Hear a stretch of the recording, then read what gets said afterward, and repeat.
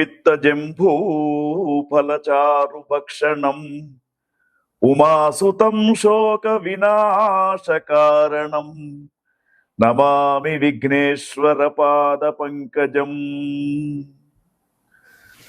చూస్తున్నటువంటి ప్రేక్షకులకు స్వాగతం. ఆగస్టు మాసంలో ఒక్కొక్క రాశి ఫలితాలు ఏ విధంగా ఉండబోతున్నాయి, మరి దానికి తగ్గట్టుగా మనము ఏ విధంగా ఈ యొక్క ఆగస్టు మాసంలో నడుచుకోవాలి, తర్వాత ఆగస్టు మాసంలో ఉన్నటువంటి విశిష్టత ఏమిటనే విషయాలను మనం తెలుసుకుందాం. ముఖ్యంగా ఇది మనకు జూలై 25వ తేదీ నుండి ఆగస్టు 23వ తేదీ దాకా తెలుగు నెలలలో శ్రావణ మాసం అని చెప్పేసి పేరు. శ్రవణ నక్షత్రం పౌర్ణమి రోజున ఉంది కాబట్టి దీనికి శ్రావణ మాసం అనే పేరు వచ్చింది. అయితే ఈ యొక్క శ్రవణ నక్షత్రం అంటే ఏమిటి అంటే, ప్రతి మాసానికి పౌర్ణమి రోజున ఏ నక్షత్రం అయితే ఉంటుందో దానికి అనుకూలంగా ఆ మాసం యొక్క పేరు మన భారతీయ సనాతన సంప్రదాయంలో పెట్టడం జరిగింది. ముఖ్యంగా ఆగస్టు మాసం అంతా కూడా దాదాపు శ్రావణ మాసంగా చెప్పబడుతూ ఉంటుంది. చివరి వారం మాత్రం భాద్రపద మాసంగా చెప్పబడుతూ ఉంటుంది. శ్రవణము అంటే వినడము అని అర్థం.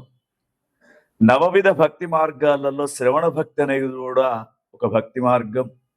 అయితే ఈ శ్రావణ మాసంలో విశేషంగా మనకు హరిహరాదుల యొక్క అర్చన, తర్వాత ముగ్గురు మాతల యొక్క ఆరాధన చేసే మాసంగా మనం ఆగస్టు మాసాన్ని తీసుకోవచ్చు. అయితే ఆగస్టు మాసంలో మనకు ముఖ్యంగా ఈ సంవత్సరం విశ్వావసునామ సంవత్సరంలో శ్రావణ మాసం అనేది 5 శుక్రవారాలతో ప్రారంభమైంది.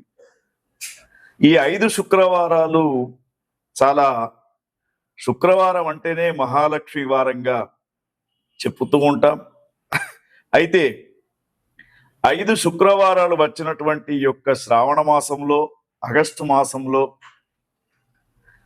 చాలా మహాలక్ష్మి యొక్క అనుగ్రహం అందరికీ కలుగుతూ ఉంటుంది. కాబట్టి ఈ శ్రావణ మాసంలో శుక్రవారం మహాలక్ష్మి పూజన చేసుకోవడం, వరలక్ష్మి పూజన చేసుకోవడం, మంగళవారం రోజున మంగళ గౌరీ వ్రతం అని చెప్పేసి ఆ యొక్క జగన్మాత జగజ్జన్ని ఆది పరాశక్తి అయినటువంటి అమ్మవారికి సంబంధించినటువంటి కొత్తగా నూతనంగా పెండ్లైనటువంటి అమ్మాయిలు గౌరీ ఆరాధన చేసుకోవడానికి, అంటే పెండ్లైనటువంటి సంవత్సరం నుండి 5 సంవత్సరాలు గౌరీ ఆరాధన చేసుకునే మాసం ఆగస్టు మాసంగా, శ్రావణ మాసంగా చెప్పబడుతూ ఉంది. అయితే ఈ యొక్క శ్రావణ మాసంలో విశేషమైనటువంటి పండుగలలో ముఖ్యంగా మనకు వరలక్ష్మి వ్రతం ఒకటి, నాగుల పంచమి అని చెప్పేసి వస్తూ ఉంటుంది. ఎవరికైతే జ్యోతిష్ శాస్త్ర రీత్యా రాహుకేతువుల మధ్య అన్ని గ్రహాలు బంధించబడి ఉంటుందో వాళ్లకు కాలసర్పదోషం ఉన్నట్టు మనకు జ్యోతిష్ శాస్త్రం చెప్తూ ఉంది.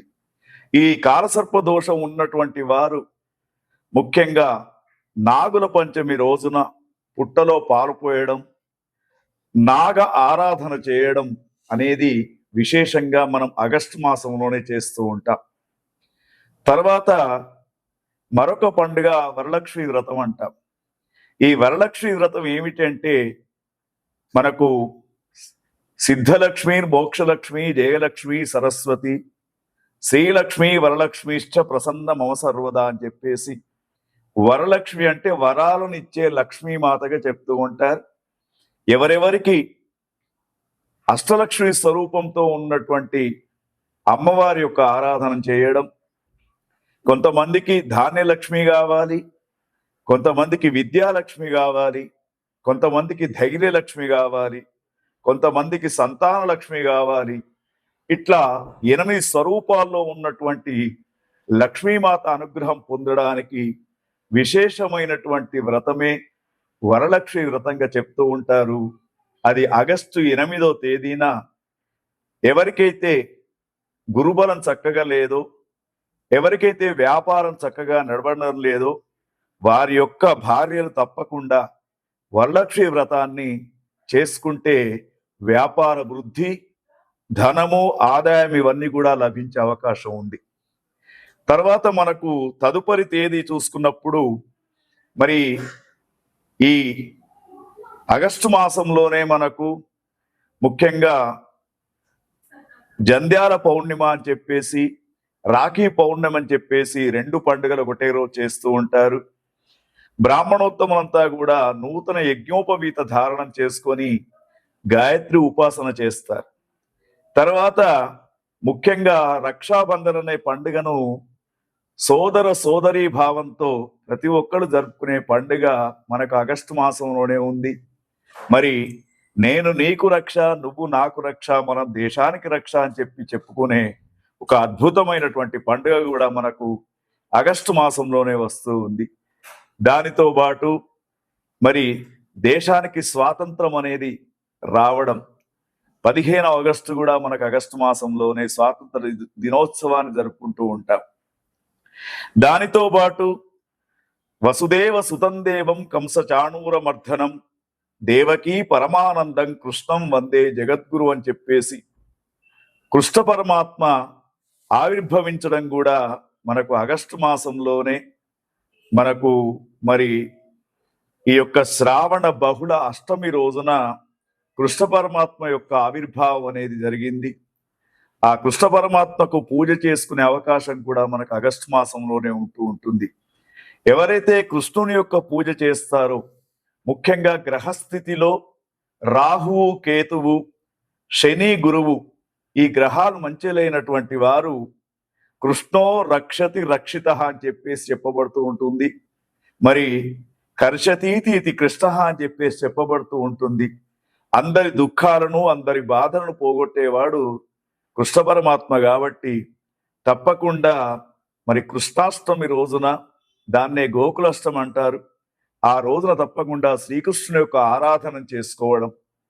ముఖ్యంగా వివాహమైన తర్వాత 4-5 సంవత్సరాల నుండి కూడా సంతానం కానటువంటి వారు తప్పకుండా గోకులాష్టమి, కృష్ణాష్టమి రోజున కృష్ణ పరమాత్మ యొక్క పూజా విధానంతో షోడశ ఉపచార పూజాది కార్యక్రమాలు చేసుకుంటారో, తర్వాత కృష్ణుని యొక్క అడుగులు ఏ ఇంట్లోనైతే పడుతూ ఉంటాయో వాళ్లకు సంతాన ప్రాప్తి కలిగే అవకాశం. మరి అంత చక్కనైనటువంటి మాసం మనకు ఆగస్టు మాసం.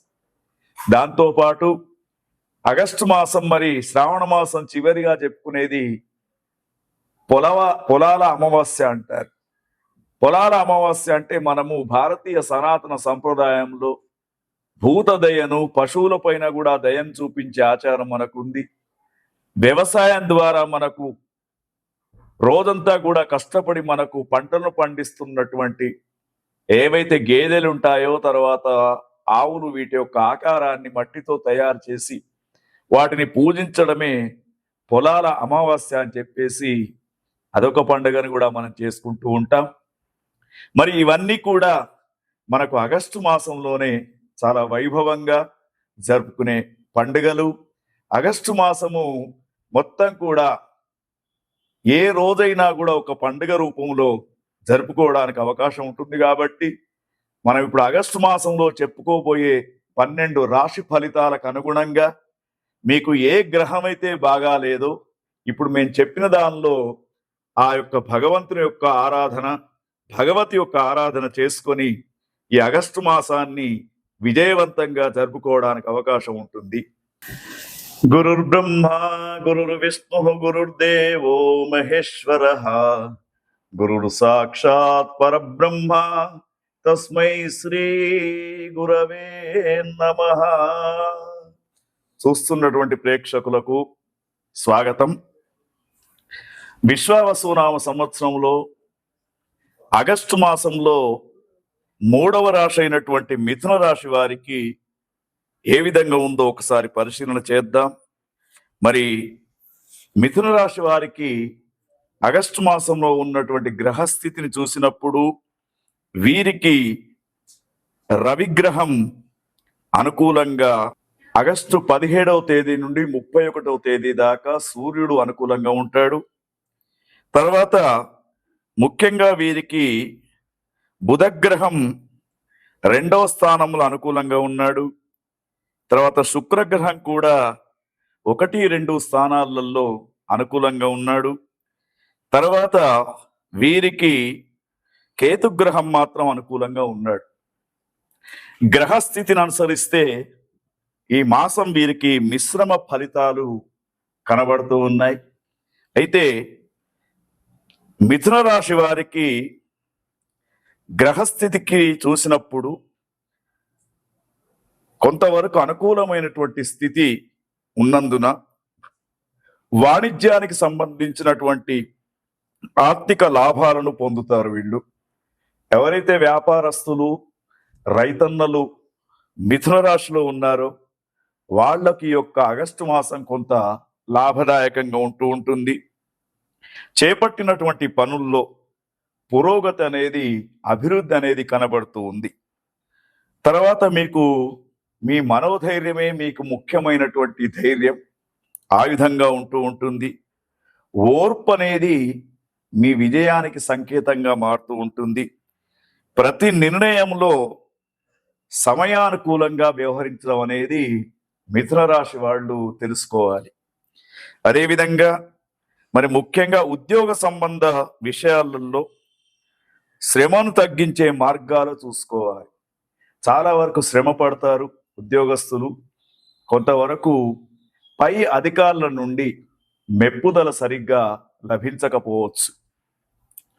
నూతన వస్తువులను కొనుగోలు చేద్దామని చెప్పేసి అనుకుంటారు, కొంతవరకే సఫలీకృతులవుతారు.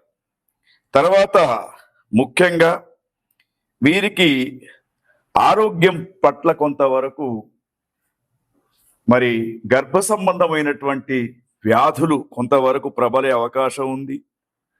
ముఖ్యంగా చెప్పాలనుకున్నప్పుడు వీరు ఆంజనేయ స్వామి యొక్క దర్శనం ఈ శ్రావణ మాసంలో అంటే ఆగస్టు మాసంలో 4 శనివారాలు ఆంజనేయ స్వామికి పూజాది కార్యక్రమాలు చేయడం, తర్వాత ముఖ్యంగా వీరికి అనుకూలమైనటువంటి వాతావరణం ఏర్పడడానికి లక్ష్మీ స్వరూపంతో ఉన్నటువంటి వరలక్ష్మీ మాతను కొలవడం, తర్వాత ముఖ్యంగా వీరు మనోధైర్యంతో మనోబలాన్ని పుంజుకుంటూ ఎత్ర ఎత్ర రఘునాథ కీర్తనం తత్ర తత్ర కృతమస్తకాంజలి బాష్పవారి పరిపూర్ణలోచనం మారుతీం నమత రాక్షసాంతకం అని చెప్పేసి ఆ యొక్క ఆంజనేయ స్వామి యొక్క ఆరాధన చేయండి, మీకు అనుకూలంగా ఉంటుంది.